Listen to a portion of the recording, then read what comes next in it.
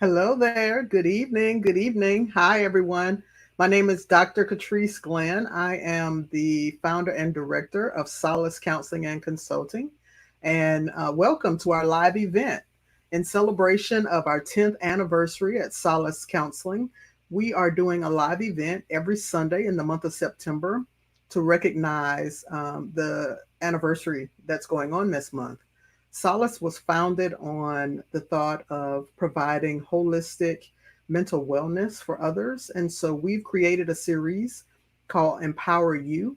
And so this is our second Sunday of providing a live kind of topic based discussion with whoever and wherever people come in from. We are live on our YouTube, our Facebook, and our Instagram. So if you're joining us, we encourage you to follow us, to like our page, and subscribe. We'd love to have you continue to be a part of the content that we're going to bring. This month, we are doing several different celebration events for our practice. We are doing two contests this month, and you can visit any of our pages to find out more information about that. One contest is a journal contest where we're going to give away a free journal. So make sure that you visit seeksolacenow.com/anniversary or our Seek Solace Now Instagram page or our Facebook page. Also, we have a contest for a free 1 hour training. Perhaps your organization or your church would like a training, and we do several different leadership trainings. We do wellness trainings, mental health overview, and response trainings. So if that's something you're interested in, also visit our pages and you'll have an opportunity to register for that contest as well. We will announce all the contest winners on our last live this month, which is Sunday, September 29th. So if you've joined tonight, we definitely want to hear from you in the comments. Make sure that you comment. Our wonderful producer, Jada, will make sure that I get your comment and I get a chance to see it. And we definitely want a dialogue. If you have any questions, you just want to shout us out a quick message, definitely feel free to do that. The topic for this week's live is grow up. And I know that connotation might be a little bit off putting, but I want to follow up with the second part of that topic, which is stretching beyond your comfort zone. So often I work with individuals and with groups that are struggling to kind of get from one space to another space, like from one state of being to another state. And so when I talk to people about growth, I often ask, a couple of questions just to orient myself to what it is that someone thinks that they should go grow toward. Most of us in life have always, had a concept of growth. Everything that is living has grown from one state to another. But we're looking today at more of that kind of personal growth. Like, what is it for you that means growing from where you are to where you feel like you're being called to become? Growth is one of those things that often calls to us, either through the situations we encounter, the relationships we're in. There's something, some spirit, some nudging that says there's more that we can become. And so today's topic is basically grounded in that, stretching out of our comfort zone. And for so many of us, we struggle with that at times because it feels really easy when we feel like we think we understand where we are. And although it may not feel like it's where we're destined to be, sometimes we hold on to that comfort zone just as a way of um, being able to manage the uncertainty that comes with growing sometimes. And so today we're going to talk a little bit about growth. I'm hoping that you have some feedback, you have some comments you want to share. If not, if you just want to listen, that's cool too. But I definitely want to give us this framework of the fact that there is a positive effect to growing. Sometimes people struggle with the term grow up simply because they've been in environments where people have used that language to belittle them or minimize them, in some cases to accuse them. But I'm looking at the notion of growing up as in something that grows up and beyond where they are. Oftentimes you can grow and kind of still stay stagnant. There's some leafy things that grow and they kind of stay linear. But when you are a large stalk, like you're growing higher, that means there's an elevation in kind of who you are. And so we want to talk about what does it take to kind of grow and elevate in the way we think, the way we behave, the way we communicate to others. What will it take to grow, and what does that look like? So once we recognize that growth is the natural progression for what it is that we're doing, for what it is that we desire to become in life, the next question is, what has to happen in order for us to grow? Well, just like when you're a little kid and you have to learn something new, you always kind of lose something whenever you're beginning to reach out for something new. So, to become a toddler, you have to let go of some of your infancy. To become a teenager, you have to let go a little bit of your childish immaturity. To become an adult, you have to let go of some of the ways that you functioned as a teenager. To become someone who is kind of matured in the way that they navigate, their finances or their relationships, or how they operate in the world, they may have to let go of some of the ways they operated in their like early 20s. And so growth is a progression. It is a progression, but it requires that we do something. It requires intentionality in our growth. Um, the first thing I would always let folks know is that sometimes there's a pain associated with growth. There's some discomfort naturally associated with growing. Change costs you something. No matter what type of change it is, it costs you something. Whether it is looking at the world through the different lenses, having to let go of a way you did something that felt comfortable to you. In order to reach for something new, you've got to be willing to let something go and recognize that sometimes it's a thing you have to let go, and sometimes it might be some relationships with certain people in order for you to kind of grow and move into who you are destined to become. Sometimes change also feels hectic. Transition can feel like chaos because uh, it's not stable all the time. It doesn't feel like stability. It feels like instability, if anything. And sometimes, growth feels like I'm losing control. The thing that I know for sure, I feel like that thing doesn't work the same way anymore. And so while I feel like I'm being called to something more, I feel like I'm being pulled to something more, there may be a space where I feel destabilized in this growth process. And I just want to tell you that's normal. That's a part of growth. I think so many of us fear growing because we're worried that we will have to let go of some things that we're comfortable with being around or we're just familiar with. They've been around so long, we're just used to them. And it also means embracing a bit of uncertainty because as you grow, you don't fully know where this next stage is going. You don't know what it's going to look like. You don't know who all is going to go along for the ride. You don't know what new people will come into your life. And so sometimes, if we're honest, we resist growth. We resist growing in certain ways simply because it feels fearful. It's something that we can't control walking into it. And so sometimes we stagnate. We choose not to grow in certain areas just because it feels uncertain. And so one of the things I'm hoping that you're choosing today is to go beyond that thought pattern. Because when we choose to grow, on the other side of that, there's this new way of being that usually is a breath of fresh air. It's a new awakening. It's an opportunity for us to say, I was probably supposed to be here in the first place. And so choose to lean into that becoming. That becoming space, I think, is the reason why growth is so important. One of the things I often talk to clients about is becoming more authentic. And I have clients who come in their first session, that's the first thing they say is, I want to be more authentic.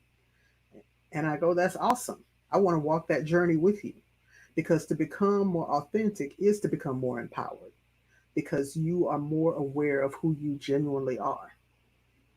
Authenticity is to be genuine, to be, as the Bible might tell you, to let your yes be yes and your no be no, to be the same in season and out of season. Some people call it integrity. It is who you are when no one is looking. To be authentic is to know yourself and choose to be consistently yourself. And sometimes we don't. We shapeshift, we conform, we put on camouflage in different spaces. And I understand I work with a lot of professionals who shapeshift at work and become something that fits a work environment. But when I talk to someone about being authentic, it's about if those are your choices in certain cases, recognize that you have the power to choose that and not choose that. Oftentimes, we feel like there are circumstances where we don't have a choice. And to be authentic is to recognize not only do you have a choice, but you have to understand what is the core value in you that's making the choice. And so to be authentic, I want to talk a little bit about this. To be authentic first means to know yourself. You have to spend time with yourself to know you. What are your thoughts? What are your real values? What are the things that are important to you? What are the things that you know are the things that are most core and central to you? You can't choose to walk in them until you can know them and own them. So, to be authentic, the very first piece is to learn yourself. No matter how old you are, you can still learn something new about yourself. To be authentic also means to be transparent. So once you've gone through that journey of knowing yourself, then it is to be transparent. Being transparent with yourself, like knowing, okay, I'm about to make this decision. Let me not lie to myself. I know what I'm doing. And then to also choose who and when to be transparent with others. So often we get in spaces where we don't feel comfortable being our full self with others. And so the first question I ask is, are you allowing people in your space that you don't feel like you can be authentic with? And if you are, why? At some point, I hope in your growth pattern, you will keep people close to you who not only can tolerate your authentic self, but celebrate your authentic self. They accept it and they recognize that they want to see the fullness of you and not just tolerate a version of you that works for them. And so once you've gotten to the point where you've learned yourself and you've worked on being transparent, not only with you, but also transparent with someone else, maybe that's when you want to choose to embrace setting some boundaries. And I know boundaries is a popular term, now, particularly in our popular culture, but boundaries basically are limits. Recognizing what are those limits that define your comfort zone. When I talk to clients about boundaries, I often ask them, do you know any close talkers? The folks that talk to you like right here. That particular person may struggle with recognizing physical boundaries because they will kind of violate someone's boundaries without knowing it. But often you'll know if that's a boundary for you because if it makes you uncomfortable, then you know that that's not a good boundary for you. So then you'll say, hey, how about you give me arm's length or give me 2 or 3 feet? You can identify that limit. And that's an easier limit, perhaps, than maybe recognizing when someone is too close psychologically, like they have too much input over your thoughts and the way you think and the ways that you understand yourself. Maybe someone else has too close a boundary within your emotional state, like people who can, trigger your emotions in different ways. Also, maybe someone has some financial boundaries. They've crossed some financial boundaries with you, and you need to work on setting some financial boundaries there. There are all types of boundaries. We have limits in different aspects of our life. It's not just physical boundaries, there are intimacy boundaries, financial, spiritual, psychological boundaries. There are lots of different ways in which we need to get clearer about where am I in the circle, in this big circle of limits, where am I? So that I can then communicate that to others and then maintain those boundaries with them.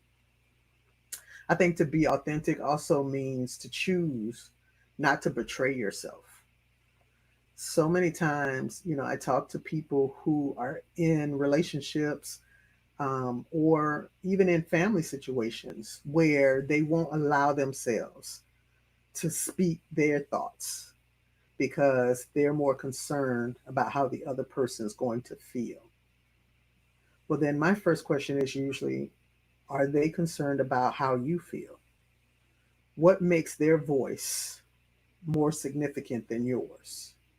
If this is a truly mutual, healthy relationship, why can't your voice be as equally important and voiced as their voice? And so when you betray yourself, you don't allow your voice to come forward, you hold it back. So, as we're talking about stretching outside our comfort zone, a part of what that looks like is owning your voice and choosing not to betray yourself. So we hadn't had any questions right now in this moment, but I do want to stop and pause and go, for those who are just coming in, welcome to Solace 10th anniversary live event. This is our second in the month of September. We are recognizing 10 years of service to the community. And so we are doing a series called Empower You. Tonight's topic is to grow up and stretch beyond your comfort zone. I just finished talking a little bit about being authentic. I talked a little bit about the growing pains that come with growing and stretching outside of your comfort zone. Now I want to talk a little bit. And if you have questions, definitely write your questions and your comments in the chat. We'd love to interact with you. I want to talk about finding your voice. So, finding your voice is big. One of the reasons that finding your voice is big is because so often I talk to clients, particularly women, who aren't sure about using their voice in a very vocal, a very advocating way.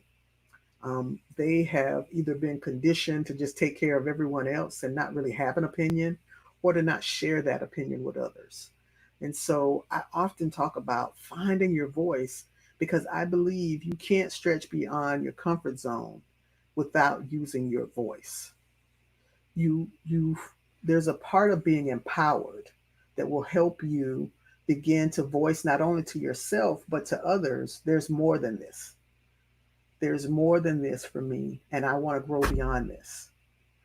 The hardest part of finding and owning your voice is finding comfort with saying the word no.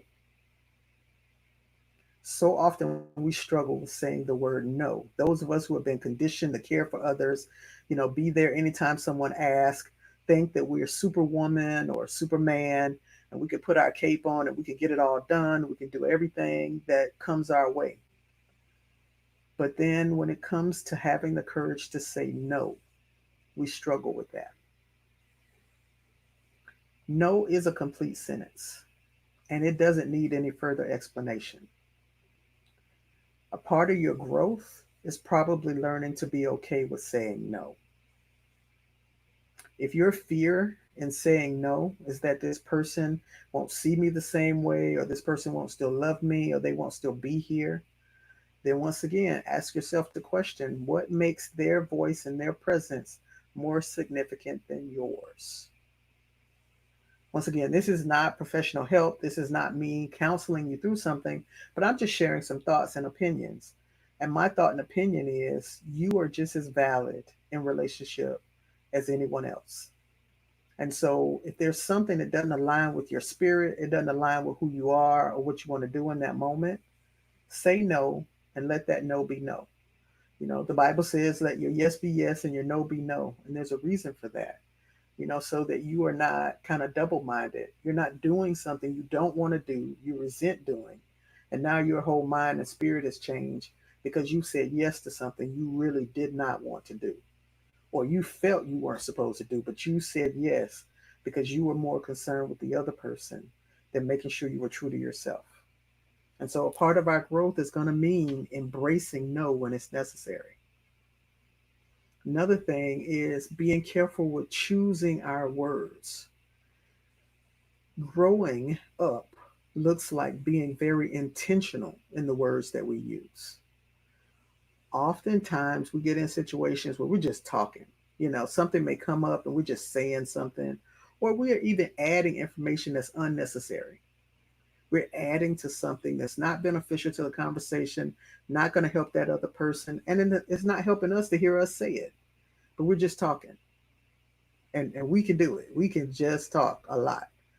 So consider being more choosy with the words that you say, being more intentional about your words, having some purpose and some meaning behind the words that you actually voice. I think that's definitely one of the aspects of growth for you, because then you have to make those decisions about which words are important. Choose to use your words to advocate, not only for yourself, but for others. Sometimes growth looks like advocating for someone who feels less than in a moment or a situation. Maybe you feel less than because in the past you've never spoken up for yourself. Maybe you feel less than because you're around people with big personalities and strong opinions. And so you're not sure where you fit in or where your voice is needed. But advocating for yourself, it simply means making sure that your needs come to the table along with everyone else's. That's growth. And these are all areas of growth that we can embrace. I want to kind of wrap up. If there are any questions, definitely continue to share your questions and your comments. I want to wrap up with this thought. There's a reason for the growth. The growth is so that one, you become more of who you were intended to be, but there are others who need to see your growth so that they will feel free enough to grow as well. A part of growing simply means that I am going from this state to the next state, whatever that is for me. State of being, state of wellness, state of in, empowerment, state of authenticity. I am going from this place I'm in to this next place. And what's the benefit? Once you get there, as I mentioned earlier, it's a breath of fresh air because now you feel more of who you were supposed to be. You feel like I am being truer to myself. I am being more aware of who I am. And that's a space of growth. I encourage you to do new things whenever you have an opportunity. Welcome, Millicent Parker. You have to give yourself permission. I agree with that. Give yourself permission to say no, and it's important to validate that you are just as important as the other person in the situation. Amen to that, right? It is super important. That permission piece is huge, that you're willing to say, not only do I have a voice, but I give myself permission to use it, and myself permission to say no. And sometimes that's the biggest hurdle, giving ourselves permission to do the things that help us grow. I want to encourage you to do something. One of the ways that really helps stretch us beyond our comfort zone is to do something new, to do something outside of our norm. And so this is something I recommend for you. Find a way for you to grow outside of what you've been doing. It may look like doing something totally new, something that no one else in your circle or in your life is doing. But find that new thing. Make a list. And before you start coming up with excuses or thinking about other people, this is the list I want you to make. I want you to make a list of all the things you would try if no one else was watching. If there was no one looking, no one was going to talk about you that you knew, but you just wanted to try it, make a list of those things. And here's a challenge. I'm going to challenge you next month to try at least one thing on that list. Try one thing on that list and see if that helps you to feel like you're growing beyond where you are. You know, one of the things that limits us is when we get stuck in survival mode. And if you didn't get a chance to catch last Sunday, go back to our YouTube and watch the episode that we had on going from surviving to thriving. But when you're in survival mode and you're hunkered down and all you're doing is bracing in life, you can't embrace the spirit of play and creativity. Because when you're in protective mode, you don't feel like playing. You don't feel like creating. You don't feel like doing something new. And so a part of your growth is going to have to be shaking off some old mindsets and embracing a new one. So, if one of the things that you want to do for yourself is to grow beyond where you are, I encourage you, make yourself a list, Put down everything, no matter how uncommon, unusual it is, something that you would try if you weren't worried about whoever was looking. And then next month, try at least one thing on that list. That's a part of growing. Thank you guys so much for coming. I see we have some new folks in. If you have some questions, you have some comments, definitely comment or send your question in. Once again, this conversation has been a part of our live series for the month of September in honor of Solace Counseling and Consulting's 10-year anniversary. We're doing this Empower You series where we have different topics each week. This week's topic was Grow Up, Stretch Beyond Your Comfort Zone. And we've talked about being authentic. We've talked about finding your voice. We've talked about getting past the growing pains of growth. And then we definitely talked about adventure, embracing adventure in your life as a way to kind of move beyond where you were. Throughout the month, we will continue to have these lives. We will have conversations. I hope that you will join us. Next week, we're talking about investing in yourself. So make sure that you come for that. We encourage you to like, follow, and subscribe on all of our pages. We have a YouTube, we have Instagram, we have Facebook, and we have two contests going this month. Definitely, they're free contests. There's no purchase necessary. Go to our pages, find the contest link. We're giving away one free journal. I have a series called Brain Dump Journal for the Busy. And there's one for busy women, busy teens, busy college students, and busy men. And I encourage you, fill out the registration form and hopefully you'll be the lucky winner. Also, we're doing a giveaway for a 1 hour training this month on a topic related to either mental health response or wellness or leadership. So I encourage you to register for that one for your church or your organization. It's a virtual training and I will be the one leading it. So this series is just our way of giving back. One of the ways that we want to celebrate Solace is to continue to give back, and that's why we're offering these lives for the month of September. We thank you for coming. We thank you for supporting us, for being here. I look forward to seeing you again next Sunday for Invest in Yourself at 6 p.m. on all of our platforms. Take care of yourself and be well.